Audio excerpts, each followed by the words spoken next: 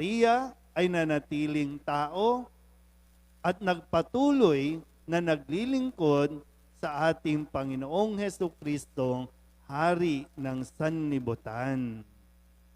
Kaya magandang paalala po ito sa atin na kahit anong tayog, kahit anong tagumpay na ating marating, ating pong makamtan, manatili tayo sa ating pong identity. Sino ba tayo? Tayo ay mga nilikha ng Diyos na dapat na naglilingkod sa Kanya. Bagamat si Kristo na hari, dahil ang role ng isang hari ay paglingkuran ng kanyang nasasakupan.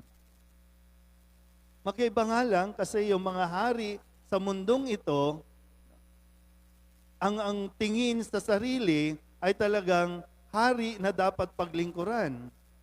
Pero si Jesus bilang hari, ipinakita niya kung paano maging isang tunay na hari. Na dapat nagsisimula ang lahat sa pagsunod, yung obedience. Sabihin niyo nga po, obedience. Kaya siya itinanghal din, no? Bahagi ng ating pananampalataya na siya ay iniluklok doon sa kaharian sa langit. At sinabi rin niya,